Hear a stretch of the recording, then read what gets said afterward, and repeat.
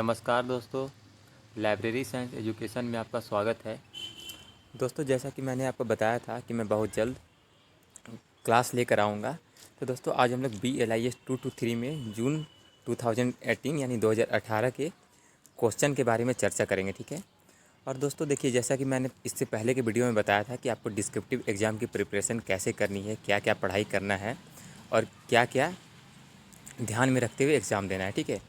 तो उसी के अनुसार मैं आज जून 2018 का एक क्वेश्चन लेकर आया हूँ।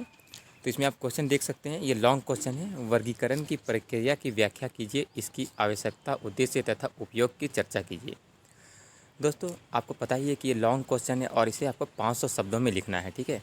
तो इसके बारे में हम लोग कंप्लीट चर्चा पिछले वीडियो में कर चुके हैं। अगर अभी तक आप वो वीडियो को नहीं देखे हैं तो मैं डिस्क्रिप्शन में लिंक दे रहा हूँ, वहाँ पे आप जाके इसे ज़रूर देख लेंगे, ठीक है।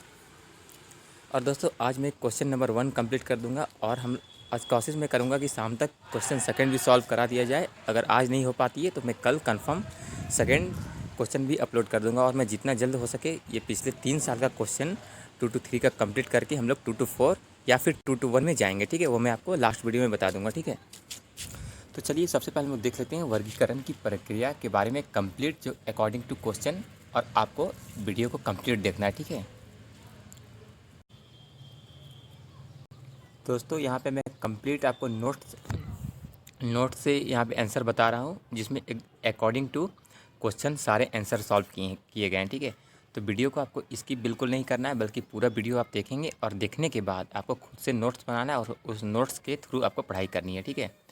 दोस्तों, आप एक बार यहाँ पे कॉन्सेप्ट समझ लेंगे, ठीक है। कॉन्सेप्ट समझने के बाद क्या होता है कि आप खुद से भी आंसर लिख सकते हैं। और इंग्लिश मीडियम वाले स्टूडेंट वो भी वीडियो को आप कंप्लीट देखें, जहाँ जो भी यहाँ पे डिफ़िकल्ट वर्ड हिंदी में होंगे उसे मैं इंग्लिश में बता दूंगा, ठीक है। देखिए, वर्गीकरण का मतलब क्लासिफिकेशन होता है, और क्लासिफिकेशन क्या होते हैं ये मैं 2 to 3 के इंट्रोडक्शन क्लास में बता चुका हूँ। आप मेरे चैनल के प्लेलिस्ट में जाके देख सकते हैं, ठीक है। फिर भी अगर आपको कुछ भी डाउट होती है तो आप हमें कमेंट करके ज़रूर पूछ लेंगे।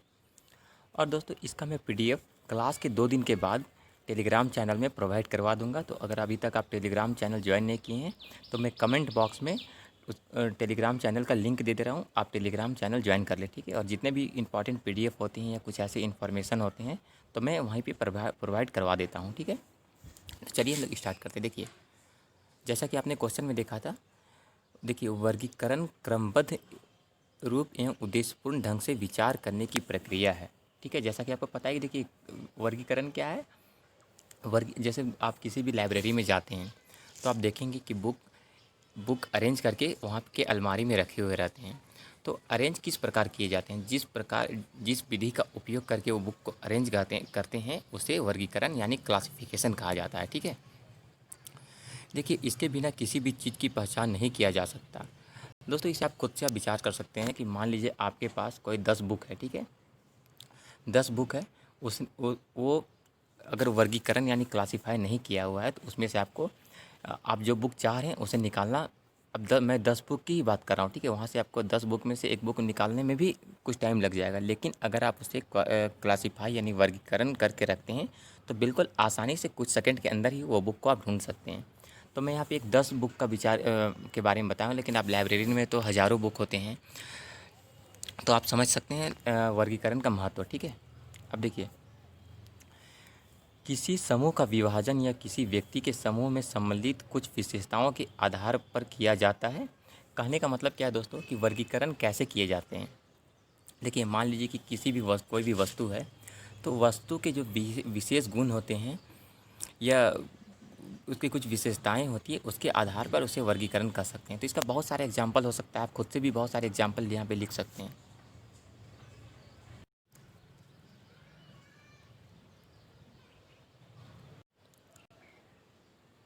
अब दोस्तों, मान लीजिए कि आप किसी भी साहित्य यानी किसी भी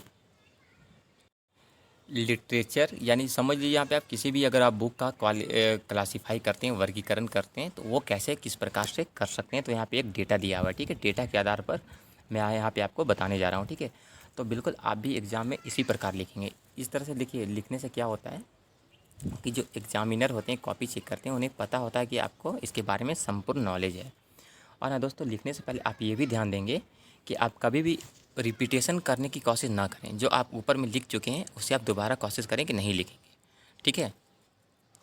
तो देखिए, साहित्य का विभाजन हम इस प्रकार कर सकते हैं भाषा के द्वारा। अब देखिए, भाषा के द्वारा जैसे मान लीजिए कि किसी भी अलमारी में बुक रखा हुआ है, तो उसे भाषा के द्वारा कर सकते हैं, जिसमें अंग्रेजी आ सकते हैं, फ्रेंच आ सकते हैं, जर्मन, स्पेनिश या फिर अन्य कोई भी और भाषा ले लेते हैं। फिर इसे आप रचना के द्वारा भी कर सकते हैं, जैसे कविता हो गया, नाटक, काल्पनिक कथा, निबंध या अन्य है। प्रजातियों के द्वारा काव्यात्मक, गाथा गीत, महाकाव्य या अन्य। अवधि के आधार पर प्राचीन, मध्यकालीन और आधुनिक। मैं उम्मीद करता हूँ कि दोस्तों ये जो आपको यहाँ पे दिखाई दे रहा है डेटा, इस डेटा आपको अच्छी तरह से समझ में आ रहा होगा कि मैं कहना क्या चाह रहा हूँ, ठीक है। आपको बस दोस्तों एक बार कॉन्सेप्ट समझ लेना है। कॉन्सेप्ट समझने के बाद आप एग्ज़ाम में बिल्कुल खुद से भी लिख सकते हैं।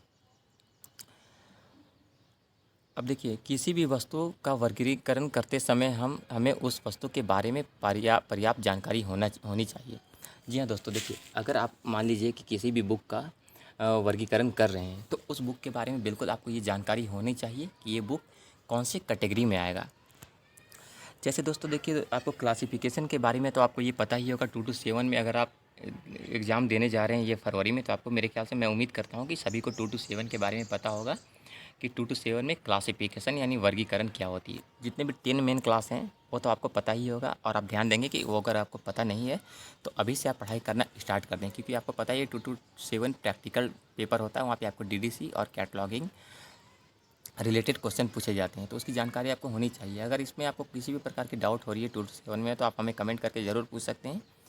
और थोड़ा सा दोस्तों, टेक्नोलॉजी इशू होने के कारण मैं 2 to 7 का क्लास नहीं लेके आ पा रहा हूँ, लेकिन मैं बहुत जल्द कोशिश करूँगा कि उसका भी मैं क्लास लेकर आऊँ, ठीक है। लेकिन उसमें आपको पढ़ाई कंटिन्यू करते रहना है।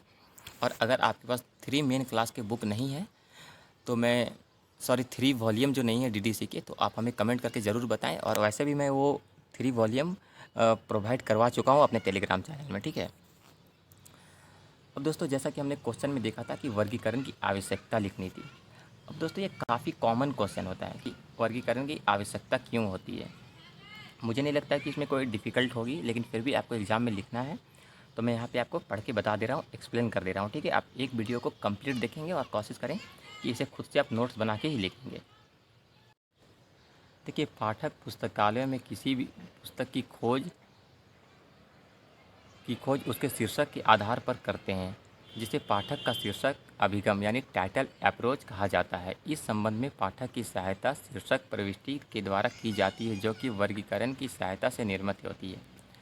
कहने का मतलब क्या है दोस्तों, देखिए, मान लीजिए आप लाइब्रेरी में जाते हैं, तो आप लाइब्रेरी में किस प्रकार से बुक ढूंढते हैं। आप वहाँ पे जो बुक का शीर्षक दिया हुआ है, टाइटल दिया हुआ है, उस टाइटल के आधार पर खोजते हैं। तो ये अरेंज करना वर्गीकरण के द्वारा ही संभव हो पाता है, ठीक है। यानी क्लासिफिकेशन के द्वारा ही ये संभव हो पाता है। सेकंड में देखिए दोस्तों, यदि कोई पाठक किसी एक लेखक की विभिन्न पुस्तकें का अध्ययन करना चाहता है, तो उस स्थिति में लेखक प्रसूची फिर उसकी सहायता करती है, जो कि वर्गीकरण के वर्गांक से ही के सहायता से ही निर्मित होते हैं। दोस्तों देखिए, वर्गीकरण की बहुत सारे आवश्यकता होती है, लेकिन यहाँ पे मैं 2 ही लिखा हूँ। कारण क्या है कि दोस्तों, आपको वर्ड लिमिट का भी ध्यान रखना है। अब वर्ड लिमिट का ध्यान का मतलब क्या हुआ कि ऐसा नहीं है कि अगर इसमें 500 वर्ड लिखा हुआ है तो आप 520 या 30 लिख देंगे तो गलत हो जाएगा, ऐसा बिल्कुल नहीं है। आप चाहें तो 20-25 वर्ड, 30 वर्ड तक आप अधिक लिख सकते हैं, और कुछ कम अगर भी हो गया 10, 15, 20 तो प्रॉब्लम नहीं है। लेकिन अगर आपसे बोला गया तो आप वर्ड का ध्यान आपको रखना है, ठीक है। तो अकॉर्डिंग टू क्वेश्चन आपको सॉल्व करना है, आप खुद से कंसीडर कर सकते हैं। अगर आप वर्गीकरण समझ जाएंगे कि होता क्या है, तो आप इसमें आप जितने चाहें उतने लिख सकते हैं, ठीक है। तो फिलहाल मैं यहाँ पे 2 ही इसकी आवश्यकता लिया हूँ, आप चाहें तो इसे बढ़ा भी सकते हैं।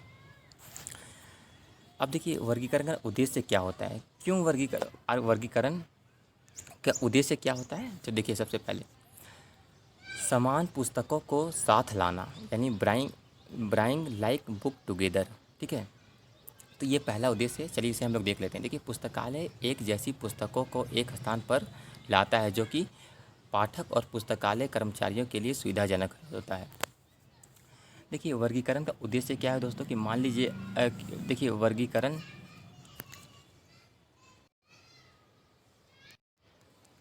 मान लीजिए आप किसी राइटर का बुक पढ़ रहे हैं, ठीक है, और आपको इच्छा होती है कि आप उसी राइटर का कोई और बुक पढ़ें, ठीक है, तो क्या होता है कि वो आस-पास आपको मिल जाते हैं। तो ये कैसे संभव हो पाता है? वर्गीकरण के द्वारा ही संभव हो पाता है। दोस्तों ये काफ़ी ईज़ी क्वेश्चन है, ठीक है। वर्गीकरण के बारे में अगर एग्ज़ाम में आता तो मैं उम्मीद करता हूँ कि सभी स्टूडेंट इसका काफ़ी अच्छा आंसर दे सकते हैं। लेकिन इसके बाद का जो क्वेश्चन आएगा उसमें कॉन्सेप्ट की काफ़ी इंपॉर्टेंस होगी और वो आपको अच्छा से समझना है, ठीक है। क्योंकि देखिए हर एक पेपर में कुछ ना कुछ ईजी क्वेश्चन होती ही है। जैसे सपोज मान लीजिए कि अगर 2 to 1 की मैं बात करूँ तो सूचना सूचना समाज क्या होता है, या फिर पुस्तकालय की आवश्यकता क्या होती है, इस पर कोई भी स्टूडेंट आंसर लिख सकते हैं। लेकिन कुछ ऐसे क्वेश्चन होते हैं जिसको आपको बिना पढ़े आप नहीं लिख पाएंगे, तो आप उसके लिए बिल्कुल घबराएं नहीं। मेरा चैनल ओपन करने का जो उद्देश्य है कि सभी स्टूडेंट को काफ़ी आसानी से एग्ज़ाम में पास करना, नॉलेज देना, ठीक है। तो आपको घबराने की आवश्यकता नहीं है, बस आपको वीडियो को पूरा देखना है। और दोस्तों मैं आप लोगों से रिक्वेस्ट भी करना चाहूँगा कि वीडियो को आप लाइक ज़रूर करते रहें और अधिक से अधिक आपके जितने भी ग्रुप्स हैं लाइब्रेरी संबंधित उसमें शेयर ज़रूर कर दें, ठीक है। अब समय की बचत करना, ठीक है। समय की बचत देखिए आपको तो पता ही है कि अगर मान लीजिए जैसा कि मैंने फर्स्ट में ही आपको एग्जांपल दिया था कि अगर आपके पास कुछ बुक हैं, 100 बुक हैं, अगर मैं आपको बोलता हूँ कि उस 100 बुक को आप वर्गीकरण ना करके और आप इसी तरह जैसे भी आप चाहें अरेंज कर दें, ठीक है। और मैं वहाँ पे अगर आपसे किसी इंडिविजुअल बुक की मांग करता हूँ तो आपको वो बुक निकाल के देने में काफ़ी समस्याएँ होगी, ठीक है, काफ़ी टाइम लगेंगे। और मैं यहाँ पे 100 बुक का ही बात किया हूँ, अगर 1000 बुक ले लें तो आप समझ ही सकते हैं। लेकिन अगर वो वर्गीकरण यानी क्लासीफाई करके रखा गया है तो बिल्कुल आसानी से आप उसे दे सकते हैं। आपकी परेशानी भी कम होगी, वहाँ पे जो लाइब्रेरी स्टाफ है उनके भी समस्याएं कम होगी और जो पाठक हैं उनकी भी समस्याएं कम होगी। तो चलिए इसे लिखना कैसे हो देख लेते हैं। देखिए, पुस्तकालय वर्गीकरण पाठकों एवं कर्मचारियों के समय बचाने का महत्वपूर्ण विधि है। अगर पुस्तकों को वर्गीकरण विधि से न व्यवस्थित किया जाए तो पुस्तकें बिखर जाएंगी। जी हाँ, बिल्कुल। अब दोस्तों शेल्फों पर क्रम व्यवस्था यानी अरेंजमेंट ऑन सेल्फ। दोस्तों सेल्फ मतलब तो अलमारी होता है, आपको पता ही है। चलिए अब देख लेते हैं। देखिए, पुस्तकालय विज्ञान के पंचम सिद्धांत के अनुसार पुस्तकालय एक वर्धनशील संस्था है। इस संदर्भ में नई पुस्तकें की संख्या बढ़ती रहेगी। इस प्रकार नई पुस्तकों उनके समुचित विषयानुसार वर्गीकरण द्वारा व्यवस्थित किया जा सकता है। दोस्तों जैसा कि 5 लॉ ऑफ लाइब्रेरी आपको तो पता ही होगा, पुस्तकालय विज्ञान के 5 सूत्र ये 221 में पढ़ना है और इस पर मैं कंप्लीट वीडियो बना चुका हूँ और ये काफ़ी इंपॉर्टेंट है। हर बार एग्जाम में ये पूछे जाते हैं। आप किसी भी ईयर के क्वेश्चन को उठा लें तो पुस्तकालय विज्ञान के 5 सूत्र से आपको क्वेश्चन देखने को मिल ही जाएंगे, ठीक है। तो आपको पाँचों सूत्र की कंप्लीट जानकारी होनी चाहिए। कभी कभी ऐसा होता है कि द्वितीय सूत्र के बारे में पूछ लिया जाता है, कभी कभी पाँचों सूत्र के बारे में पूछ लिया जाता है, कभी लॉन्ग में कभी शॉर्ट में। तो ये काफ़ी इंपॉर्टेंट क्वेश्चन होते हैं। और जैसा कि मैं आपको बताया भी था कि दोस्तों देखिए डिस्क्रिप्टिव एग्जाम में गेस करना काफ़ी आसान होता है कि ये क्वेश्चन आएंगे, ठीक है। जैसे कि देखिए पुस्तकालय विधान और ये 5 लॉ ऑफ लाइब्रेरी साइंस से क्वेश्चन कन्फर्म पूछे जाते हैं।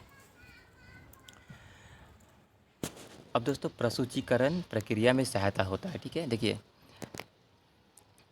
प्रसूचीकरण जिसे कैटलॉग कहते हैं, तो कैटलॉग के बारे में बस इसके बाद हम लोग 2 to 3 में ही पढ़ाई कर लेंगे और कैटलॉग का प्रैक्टिकल आपको 2 to 7 में पढ़ाई करना है। आप लोग असाइनमेंट बनाए भी होंगे, आपको वहाँ से मैं उम्मीद करता हूँ कि सभी को पता ही होगा, ठीक है।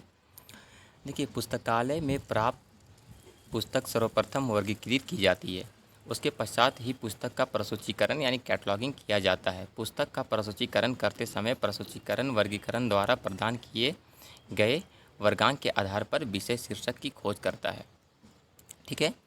मैं उम्मीद करता हूँ कि इसमें कोई एक्सप्लेन करने की आवश्यकता नहीं है, बिल्कुल सरल लैंग्वेज में लिखा गया है। और दोस्तों आप नोट्स ज़रूर बनाएं, ठीक है। चलिए उसके बाद देखते हैं भंडार सत्यापन, स्टॉक वेरिफिकेशन। दोस्तों ये काफ़ी इंपॉर्टेंट होता है।